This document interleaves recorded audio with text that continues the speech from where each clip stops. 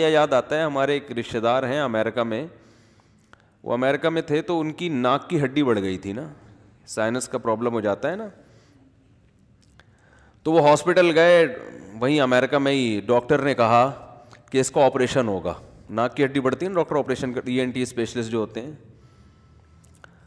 کہتے ہیں میں نے کہا چلو بھائی ڈاکٹر کہہ رہے آپریشن ہوگا تو پھر ہوگا. تو وہ ڈاکٹر نے بہت سارے ڈاکومنٹ دے دیے کہ اس پہ آپ سائن کر لیں اور کل لیٹ جائیں آ کے نا. عام طور پہ مریض لوگ پڑھتے نہیں ہیں کہ لکھا ہوا کیا ہے, بس ڈاکٹر جہاں جہاں سائن کروا لے لوگ کر دیتے ہیں. انہوں نے آ کے پورے ڈاکومنٹ پڑھ لیے, اس میں لکھا ہوا تھا کہ آپریشن کے بعد ڈاکٹر کی کوئی ذمہ داری نہیں ہے کہ آپ کا جو سائنس کا پرابلم ہے یہ حل بھی ہوتا ہے کہ نہیں ہوتا. کوئی انفیکشن ہو گیا تو بھی ہم اس کے ذمہ دار نہیں ہیں. کوئی الرجی ہو گئی, مستقل زکام کی بیماری لاحق ہو گئی, ہم اس کے بھی ذمہ دار نہیں ہیں. تو کوئی جتنی بھی ممکنہ بیماریاں تھیں نا, ڈاکٹر نے پہلے ہی کہہ دیا تھا میں کسی کا ذمہ دار نہیں ہوں. انہوں نے سارے ڈاکومنٹ پڑھنے کے بعد ڈاکٹر صاحب کے پاس گئے کہ ڈاکٹر صاحب میں کسی قصائی سے کٹوا لیتا ہوں اپنی ناک, کیونکہ وہ بھی ان میں سے کسی چیز کا ذمہ دار. بولو بھائی, بھائی کاٹنا ہی ہے نا. تو ڈاکٹر میں اور قصائی میں یہی تو فرق ہوتا ہے, بھائی تم ذمہ داری تو لو. بلیڈنگ ہونا شروع ہوئی, بند نہیں ہوئی تو بھی ذمہ دار نہیں ہے. ایک دفعہ ایک ناک کی ہڈی کے ایک صاحب نے آپریشن کروایا, بلیڈنگ ہوئی اتنی ہوئی کہ وہ بےچارے مر ہی گئے. وہ انا للہ ہی ہو گیا اس کا. تو انہوں نے کہا, ابھی بھی وہ الحمدللہ زندہ ہیں, اور یہ ان کا واقعہ بھی 25-30 سال تو ہو گئے.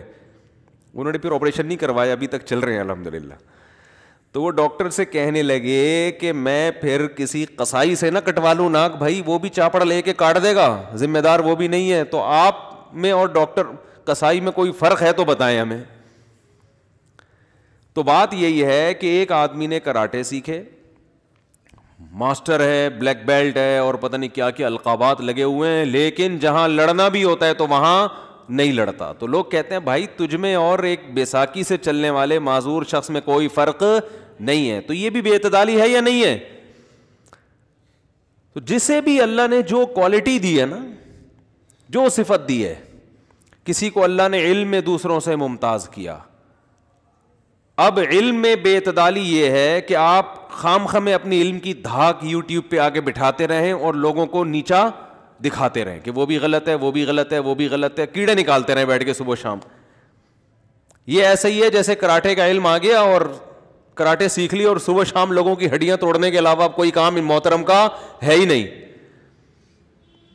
اور بے اعتدالی علم میں یہ ہے کہ جہاں بولنا چاہیے, جہاں لوگوں کو گائیڈ کرنا چاہیے, وہاں بھی آپ گائیڈ نہیں کر رہے, تو یہ بے اعتدالی ہے.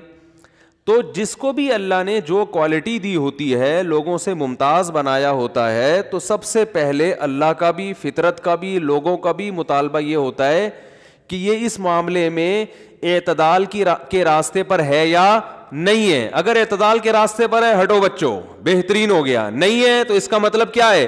بے وقوف ہے, احمق ہے, غلط آدمی ہے یہ. تو بالکل اسی طرح یاد رکھو کہ انسان جو ہے نا, انسان, یہ بہت اہم بات کر رہا ہوں, اللہ کرے کھوپڑی میں اتر جائے یہ بات. بہت ساری گمراہیوں کا حل اس میں ہے. انسان جو دوسری مخلوق پر ممتاز ہے نا, وہ کراٹے کی وجہ سے نہیں ہے, یا کہ جم جاتا ہے, یہ باڈی اچھی ہے. باڈی تو میرے بھائی بیل کی ہم سے زیادہ اچھی ہوتی ہے. کیا خیال ہے؟ جبڑے جو ہے نا, جبڑے یہ مگرمچھ کے ہم سے زیادہ اچھے. اگر آپ کہتے ہو میں جمناسٹک کی طرح چھلانگے مارتا ہوں, یوں کرتا ہوں میں, یہ تو پھر بندر یہ کام ہم سے بھی زیادہ اچھا کر لیتا ہے. لنگور کو دیکھو کیسے لٹکتا رہے گا نا, ہم وہاں تک پہنچ ہی نہیں سکتے کتنی بھی محنت کر لیں, لنگور نہیں بن سکتے ہم, اور اللہ بنائے بھی نہیں ہم میں سے کسی کو. تو وہ لنگور سے ایک چھوٹا سا چٹکلا یاد آ جاتا ہے, وہ کئی دفعہ سنا چکا ہوں, لیکن وہ بس ہمارے حضرت سے محبت ہے نا, تو جب بھی تذکرہ آتا ہے تو حضرت کا کوئی نہ کوئی واقعہ. وہ حضرت فرماتے تھے میرے بڑے بھائی کے پاس ایک شخص آیا, اس کو وہم کی بیماری ہو گئی تھی کہ میں بندر بن گیا ہوں, کہتے نہیں کتنے نفسیاتی ڈاکٹروں کے پاس جا چکا تھا یار, مجھے شبہ ہو گیا میں بندر ہوں, میں بندر ہوں. بہت ایک ڈاکٹر کے پاس گیا نا کہ میں بندر ہوں, تو ڈاکٹر نے کہا پنکھے سے اترو گے تو بتاؤں گا نا کہ علاج کروں گا میں, اوپر سے تو نیچے آؤ. تو ہمارے حضرت کے پاس آیا, حضرت کے بڑے بھائی کے پاس, کہ مجھے پتہ نہیں شبہ ہو گیا. انہوں نے کہا ہاتھ لگا کے دیکھ لیا کرو دم ہے یا نہیں ہے. کہتے ہیں اس کے بعد وہ الحمدللہ کسی اور کے پاس کبھی بھی نہیں گیا, کسی کے پاس بھی نہیں گیا, اس کو یہ وہم دور ہو گیا. تو چھلانگیں مارنا جمناسٹک کی, جیسے وہ لوگ کر رہے ہوتے ہیں جمناسٹک والے, ٹھیک ہے کرتے ہیں, بہت کوالٹی ہے یار, گھوم جاتے ہو, لیکن بندر کی طرح بولو نہیں ہو سکتا. تو انسان کو جو اللہ نے ممتاز بنایا, جو سب سے الگ تھلگ بنایا, وہ کس چیز میں؟ عقل میں. اس جیسی ذہانت اور عقل اللہ نے کسی کو بولو نہیں دی ہے, ایسی کھوپڑی اللہ نے کسی کو نہیں دی ہے. اس چیز میں انسان ممتاز ہے. تو میں نے آپ سے عرض کیا کہ جو کوالٹی جس کو دی جاتی ہے نا, لوگوں کا بھی مطالبہ ہوتا ہے, فطرت کا بھی مطالبہ ہوتا ہے کہ یہ اس میں کیا کرے, اعتدال سے کام لے. اگر وہ اس میں اعتدال سے کام نہیں لے رہا تو ہر شخص کی خواہش ہوتی ہے کہ یہ کوالٹی, یہ صفت اس سے چھن جانی چاہیے, یہ اس کے لائق نہیں ہے, یہ غلط آدمی کے ہاتھ میں یہ چیز آ گئی ہے. تو بالکل اسی طرح یاد رکھو, انسان کو تو اللہ نے ممتاز ہی عقل کی وجہ سے کیا ہے. تو اس سے سب سے پہلا اللہ کا مطالبہ یہ ہے کہ یہ عقل استعمال کرنے میں اعتدال کے راستے کو نہ چھوڑے. عقل کا غیر ضروری استعمال یہ بھی غلط, اور جہاں عقل استعمال کرنی ہے وہاں بھی نہیں کر رہا, یہ بھی غلط. جیسے ایک آدمی کو کراٹے آتے ہیں نا, وہ جہاں نہیں استعمال کرنا ہڈیاں توڑ رہا ہے بلا وجہ, یہ بھی غلط ہے. اور بالکل ہی ہاتھ پہ ہاتھ رکھ کے بیٹھا ہوا ہے, کسی کو کچھ کہتا ہی نہیں ہے, تو یہ بھی کیا ہے, غلط ہے نا. تو ہمارے ہاں بڑا مسئلہ یہ ہے, جو ملحد لوگ ہیں نا, جو منکر ہیں, جو لبرل لوگ ہیں, یہ عقل کا استعمال وہاں بھی کرتے ہیں جہاں عقل کی رسائی ہے نہیں. یہ غیر ضروری استعمال کرنے, یہ اپنے آپ کو اتنا فنٹر سمجھتے ہیں, اتنا ذہین سمجھتے ہیں, یہ کہتے ہیں کہ دنیا کا ہر مسئلہ ہماری عقل حل کر دے گی, ہماری عقل کے پاس ہر بات کا جواب ہے. حالانکہ ایسا ہے نہیں. لا محدود صلاحیتیں اللہ نے کسی کی پیدا نہیں کی ہیں, ہر چیز عقل بتا نہیں سکتی. اور جو ہمارے دیندار لوگ ہیں ان میں ایک ایسا فالٹ پیدا ہو جاتا ہے, سب میں نہیں, آپ لوگوں کے علاوہ کی بات کر رہا ہوں, جہاں کھوپڑی استعمال کرنی بھی چاہیے یہ وہاں بھی استعمال نہیں کر رہے ہوتے. کہتے ہیں حضرت جی نے منع کیا, یہاں حضرت جی نے, بولو بھائی, منع کیا. عقیدت ہو گئی ہے تو اب حضرت جی پھینکتے رہیں جلسے میں بیٹھ کے, بیان میں پھینکتے رہیں بیٹھ کے, لپیٹتے رہو بیٹھ کے. بس وہ واقعہ سنایا تھا نا لپیٹنے والا, او بھائی پرانا ہو گیا, چھوڑو, اب بار بار واقعات بہت آ جاتے ہیں پھر. تو حضرت جی نے چونکہ ارشاد فرمایا, کتنی غلط بات کر رہے ہوں, پیر و مرشد نے کہہ دیا ہے یہ, تو بس پیر و مرشد تو غلط ہو نہیں سکتے. نماز نہیں پڑھ رہے وہ پیر و مرشد, پیر و مرشد کی داڑھی نہیں ہے ماشاءاللہ, لیکن عشق رسول میں ایک نمبر تولا جا رہا ہے جناب سونے اور چاندی میں, حالانکہ داڑھی نہیں ہے. تو بھائی اگر نبی سے اتنا عشق ہے تو داڑھی کیوں نہیں رکھ لیتے یار؟ داڑھی نہیں رکھیں گے. وہ مائیکل جیکسن زیادہ اچھا لگتا ہے ان کو دیکھنے میں یار, تھوڑا سا بننا ویسے ہے. میں نہیں کہہ رہا کہ یہ کوئی برا آدمی ہے یا اس کے دل میں پیغمبر سے نفرت ہے, معاذ اللہ, یہ الزام نہیں لگا رہا, لیکن آپ نے بھی تو کتنے اونچے مقامات پہ پہنچا دیا نا بھائی, تھوڑا سا نیچے لے آؤ. نعت خوانوں کو دیکھو آپ, بہت سارے نعت خوان صبح و شام نبی کی یاد میں پڑھ پڑھ کے آنسوؤں سے رو رہے ہیں. او بھائی اتنا رونے کی ٹینشن کی ضرورت نہیں ہے, اپنے عمل کو ٹھیک کر لو. پیسے جو آپ نے لیے ہوئے واپس کر دو, وسیم بھائی سے جو پیسے لیے ہوئے وہ کیا کر دو واپس, وہ نہیں کرے گا واپس. سب نعت خوان نہیں بھائی, کسی پہ کوئی متعین شخص مراد نہیں ہے, لیکن ہم نے دیکھے ہیں. او بھائی تو قرضہ واپس کر یار, کب سے لے کے بیٹھا ہوا ہے, پیسے دے میرے. نہ پروگرام میں جانا ہے, نعتیں رسول مقبول پڑھنی اور روئے گا وہاں جا کے. مارکیٹ میں چل رہا ہے کہ نہیں چل رہا ہے؟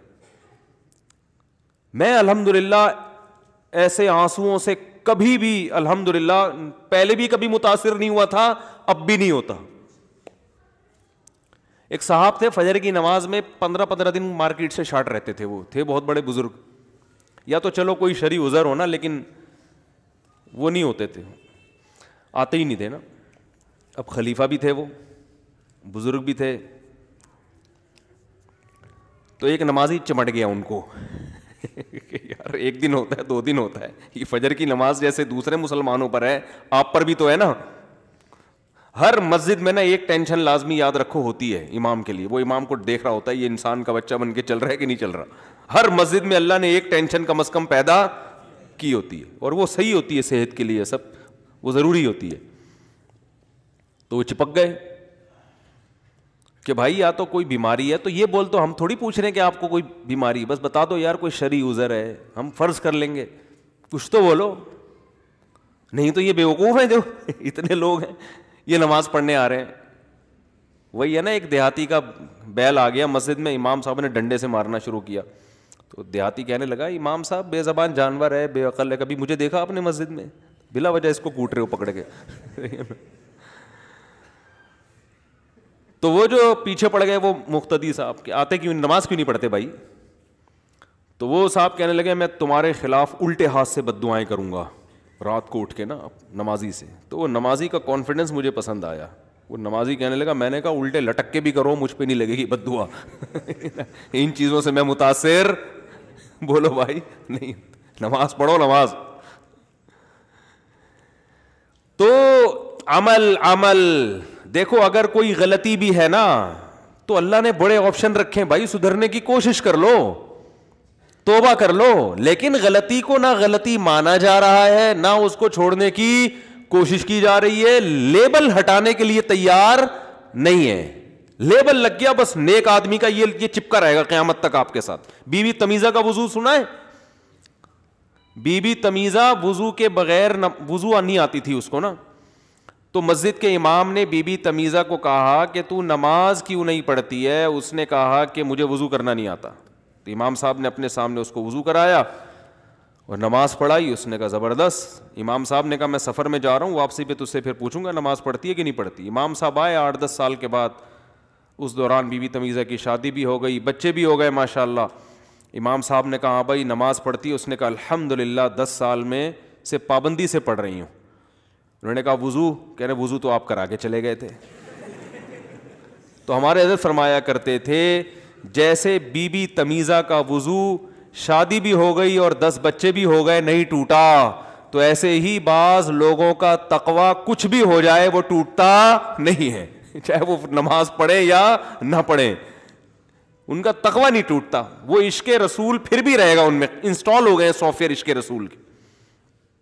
تو جو کرنے کا کام ہے میرے بھائی وہ کیوں نہیں کرتے؟ تھوڑا عمل کر لو پابندی کے ساتھ, فرائض واجبات پورے کر لو, اللہ آپ سے زیادہ کا سوال نہیں کرے گا. موٹے موٹے حکام, اور اگر کوئی گناہ ہو رہا ہے تو توبہ کرو اللہ کے سامنے, چھوڑنے کی کوشش کرو اس کو. ٹریک تو صحیح کرو نا, آدمی صحیح ٹریک پہ آ جائے, اس کو پتا تو چلے کہ صحیح کیا ہے غلط کیا ہے. ٹریک ہی صحیح نہیں ہے,